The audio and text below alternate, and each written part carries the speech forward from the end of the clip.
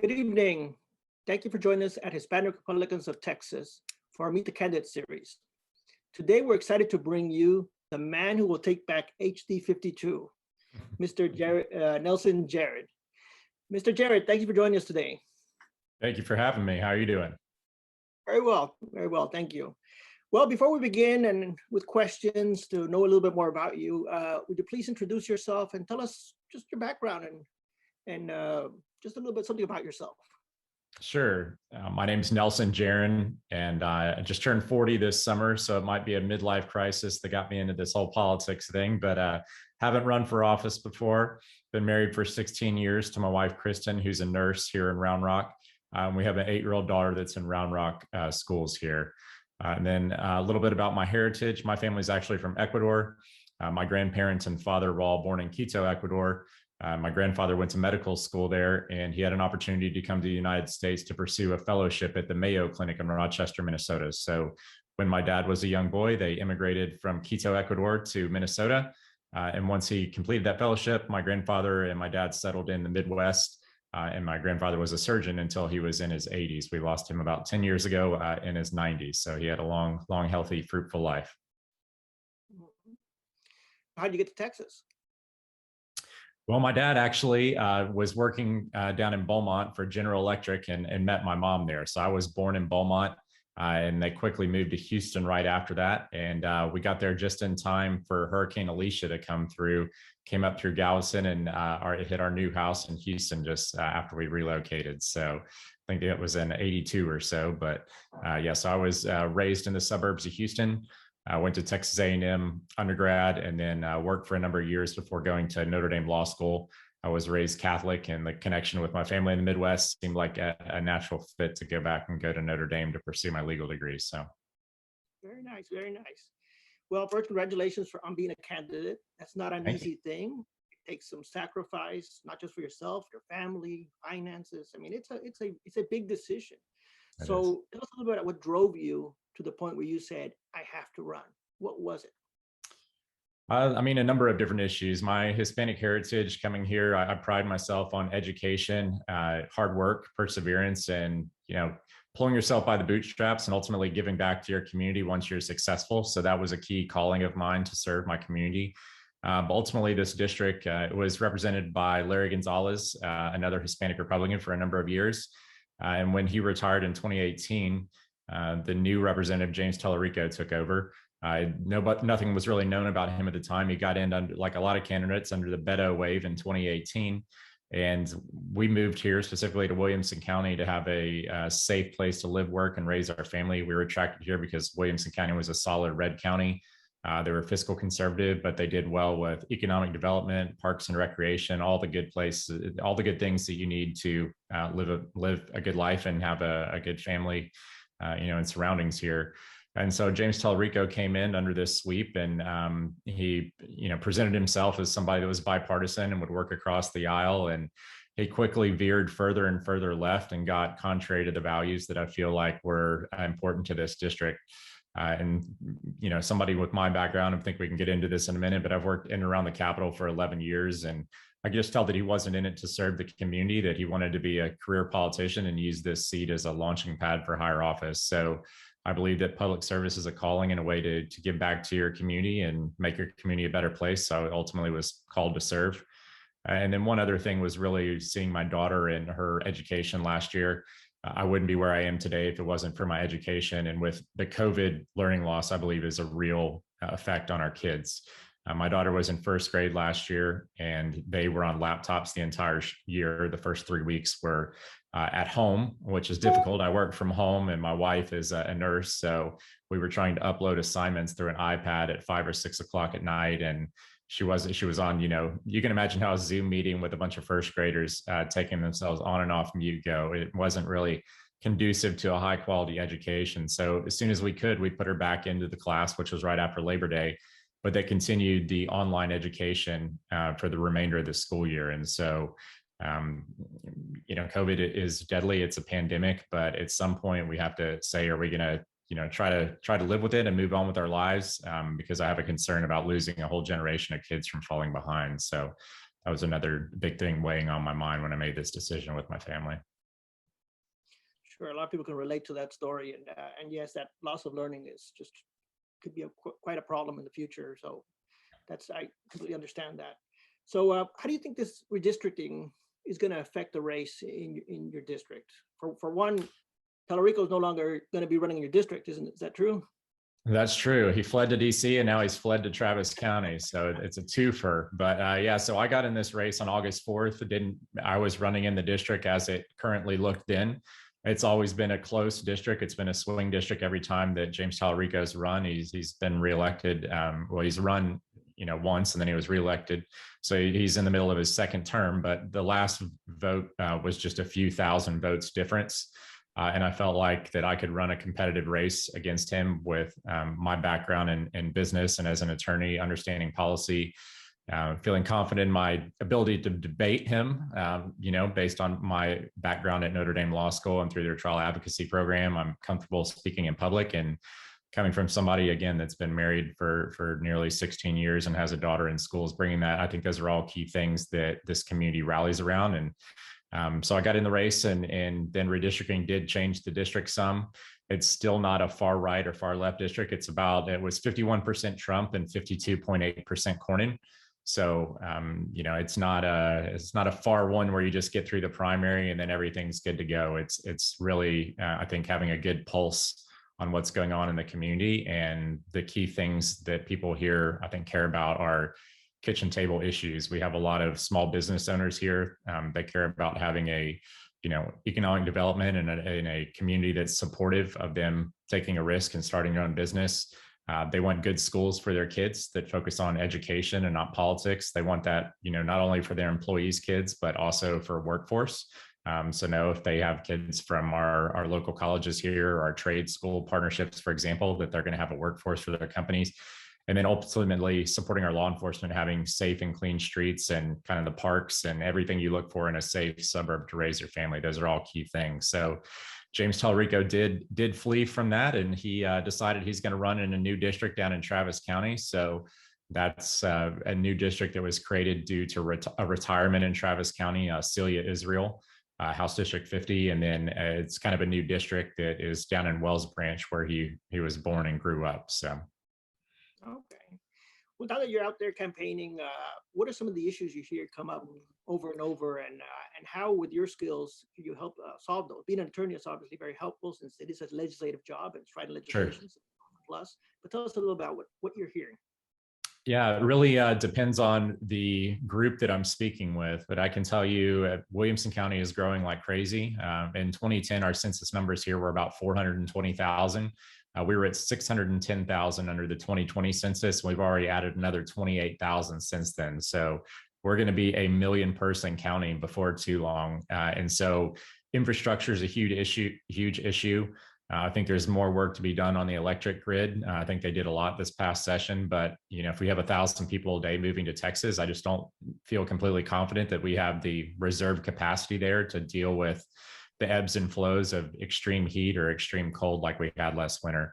Obviously, growing that quickly, the other key thing I hear is water infrastructure. Continuing to need water with all these new subdivisions and homes and people moving here, and roads continue to be, something that we need to do here. The concern is that we're growing so quickly that the infrastructure isn't going to keep up with that. So again, kitchen table things that are key. Schools is probably something I hear more than anything. Round Rock ISD's had some controversy and some things that have happened with our board that have gotten national attention. And so that is key as well. I hear so many people on the campaign trail that say, we moved here for the schools. We moved here because of Round Rock ISD. And I think, because of the things happening in the schools, a lot of people are leaving that. And they're wondering, we came here, we're paying so much in property taxes, and now we chose to homeschool our kids, or we're going to a charter school. We have a number of great charter schools here, like Gateway Charter and Meridian, but they have long wait lists. It's difficult to get in. And then we have great private schools here as well. Round Rock Christian Academy is here, but it's $10,000 a year in tuition. My daughter's best friend is there in second grade, but if you pay a lot in property taxes, you expect the good schools that come along with it. And so justifying paying that type of money on top of your property taxes for education, when education is what drew you here, that's a tough thing to go to kind of process. Beyond that, the vaccine mandates continue to be an issue. There are, certain people in the Republican Party that are worried about losing their jobs and their kind of medical freedom from the Biden mandate with businesses that have 100 people or more. I have a friend of mine here that works for a large plumbing company, and even though that's on hold due to the lawsuit, they still have to put a plan in place to vaccinate or have the alternative testing submitted to OSHA by January. So I know that's weighing on some people here. Those are really the key things. Property taxes come up as well. Property taxes continue to increase. I think the legislature has slowed the growth, but there hasn't really been any property tax relief. Our house that we live in now, we've been in Round Rock since 2013, but we built our current home in 2015.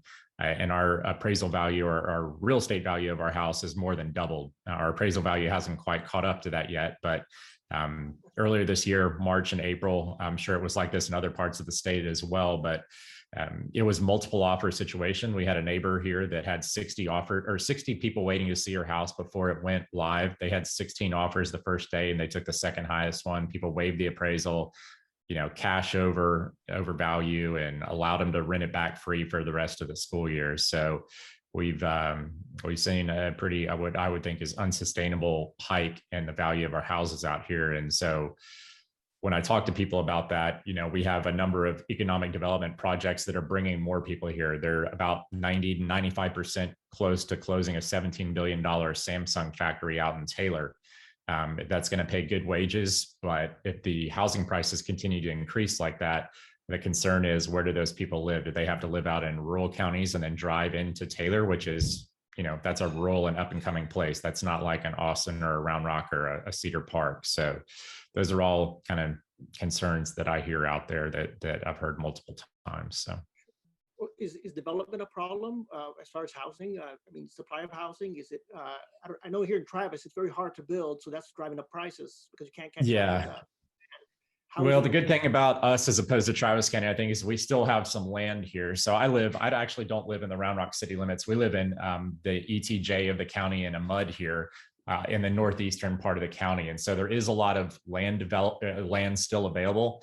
I think the problem that we're seeing, and I was in the construction industry for a short period after college, is that supply chain issues, like I know houses here just stood at a standstill because they're waiting on lumber earlier. And that's just processed all the way down through the different trades. If they need certain, brackets for roofing or other components of the house, I think it's taking a lot longer than usual to build a house.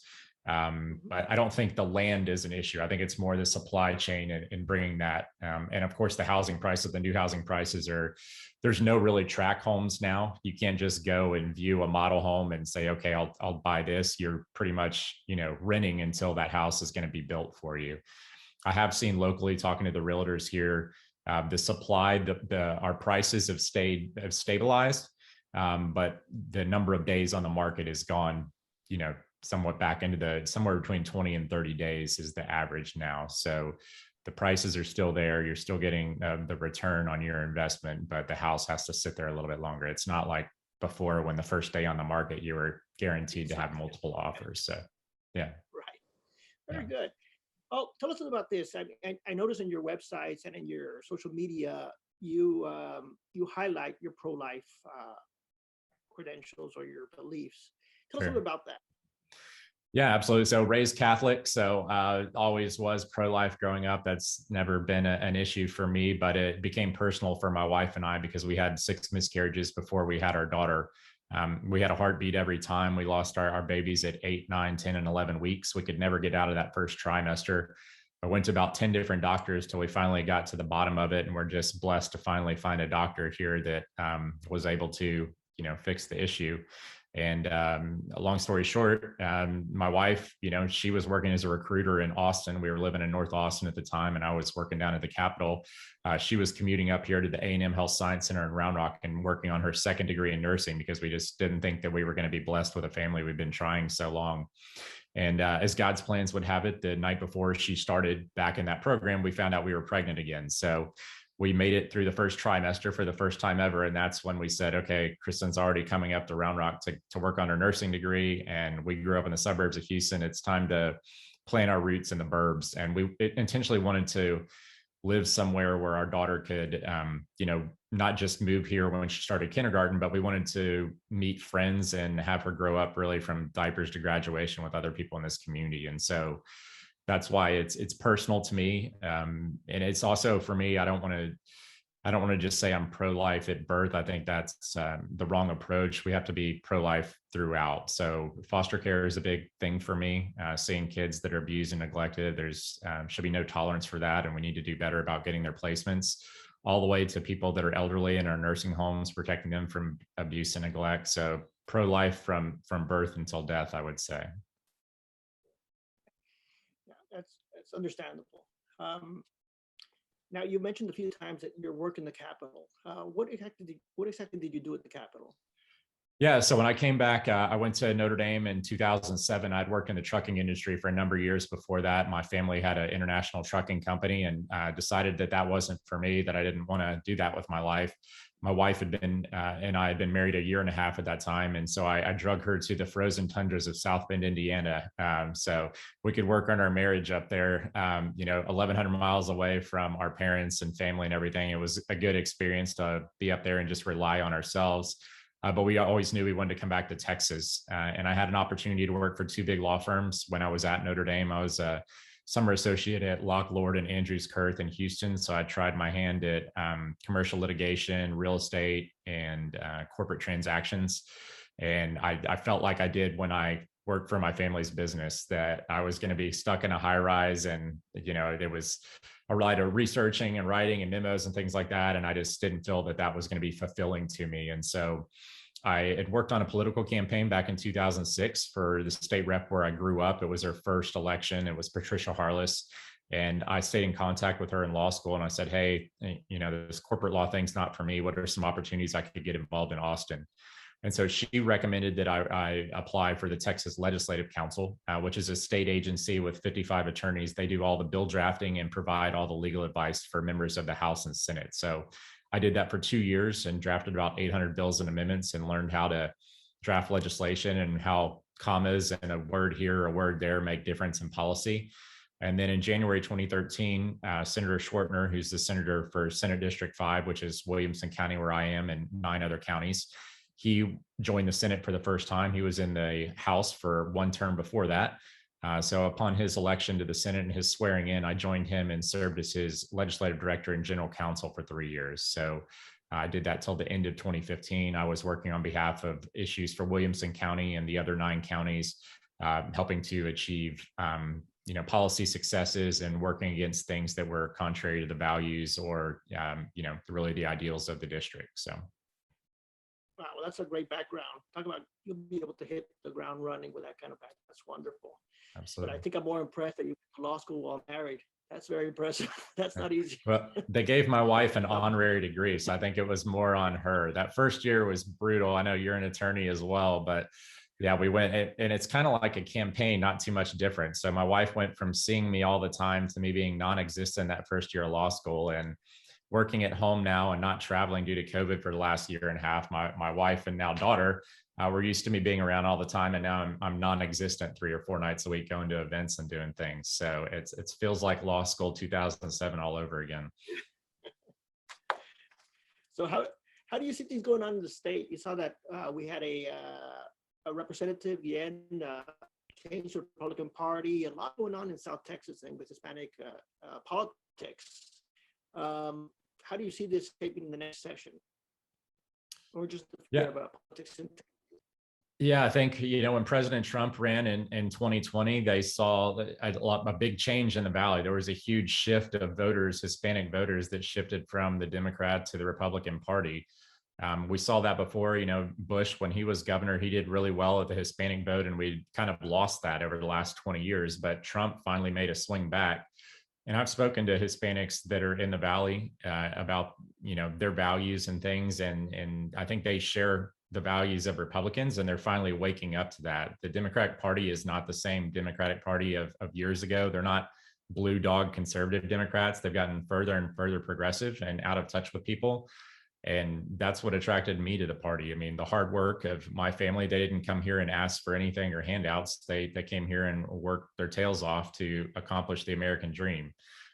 Priding ourselves on education. Education is the great equalizer. Being pro-life, promoting family values.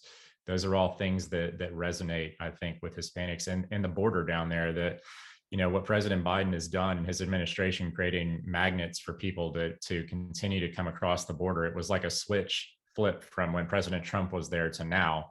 And when I speak to Hispanics on the border, you know, the media would never tell you that Hispanics at the border care anything about what's going on there, but they actually do.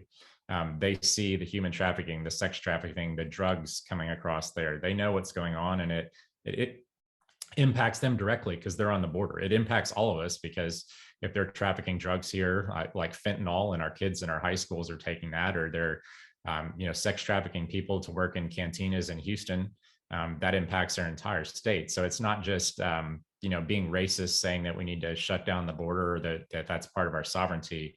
It affects many different areas, and it's completely a failure on the Biden administration that things are the way they are. So Ivan was going to rejoin us, but I did want to share something interesting. I mentioned my heritage earlier, about my family coming from Ecuador and immigrating to the U.S. Something that I'm passionate about is exploring Spanish-speaking countries. My wife and I love to travel. We've been to 27 different countries, every place in Central America except El Salvador.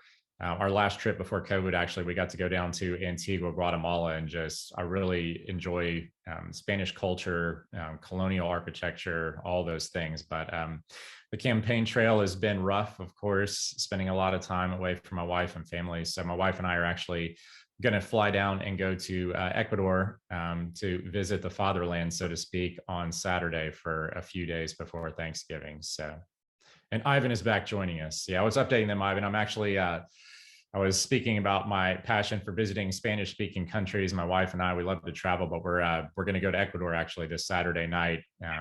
And my in-laws are going to watch our daughter for a few days while we get a short getaway to go down and experience the culture and people of Ecuador. So, how long you be down there?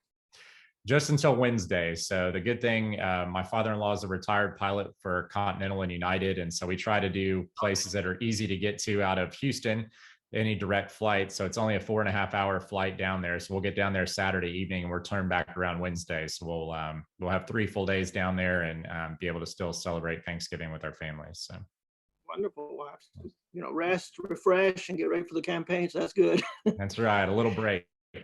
Yeah, it's amazing how quick things have gone. I got in the race on August 4th, and that first week was super intense and just adjusting to the schedule of a campaign and having different events. But it's already the middle of November. You know, I think we're past the halfway point. The primary is on March 1st, and early voting starts February 14th. So it's all, as far as the primary process, we're already halfway through it. And it's gone like a blink of an eye. I can't imagine that it's already been more than 3 months since I got into this. It seems like maybe a month at most. So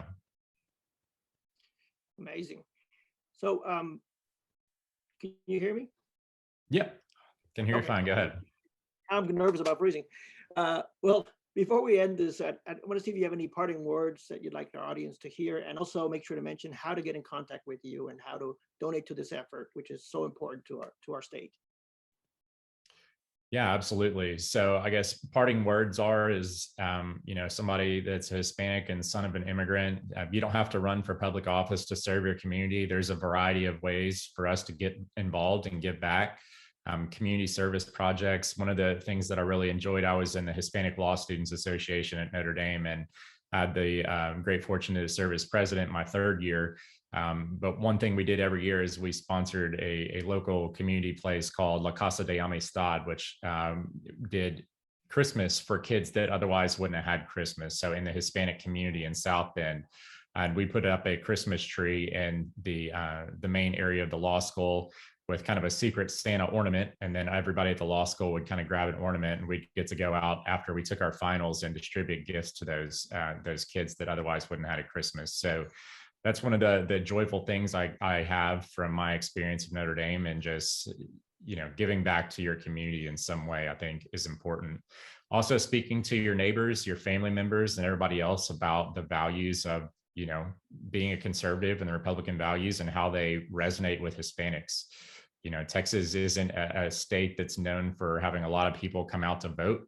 So don't be complacent. I encourage everybody to make sure that people are voting and they're part of the process, even if they don't, buy what you're selling them when you give them the Republican talking points. It's still good to have everybody engaged in the process and being an informed voter and getting out and casting that ballot. We have, legions of people that have served and died for our rights and our freedoms and our opportunity to go out and vote. And we're blessed to live here and have that opportunity. So that'd be my parting words. Just a few things speaking from the heart here. And as far as reaching me, I'm on Facebook. That's kind of where I have my biggest following, is on Facebook. I'm on Twitter and Instagram as well. But it's Nelson Jarrin, Jarrin. It's actually Nelson Jarrin with an accent over the I, but you can imagine Nelson is a very common last name in the States, not a first name. It is in Ecuador and in Latin America, though. Nelson, I'm actually the third. But so I got called Jarrin Nelson all the time growing up on the first day of school. They always reversed it, or Jarrin Nelson, anything like that. So we just said, okay, we don't need to worry about Harin. Let's just say, if you can say Nelson Jarrin, we're close enough and we'll call it a day. So nelsonjarrin.com is my website, and then Facebook, and you can donate through the website. It can be any type of small grassroots donation, $5, $20, anything helps, just to show support of a fellow Hispanic Republican that's, young, energized, and looking to expand the diversity of our party and make sure that Texas remains red now and in the future. So, well, thank you, Nelson Jarrin, or Nelson thank Jarrin, you. for Yeah, thank you for joining us, and we look forward for you to be the next representative HD 52 and take this district back for Republicans. Thank you again. absolutely. Absolutely. We're going to make that our job for November 2022. You bet. Thanks Thank again. you.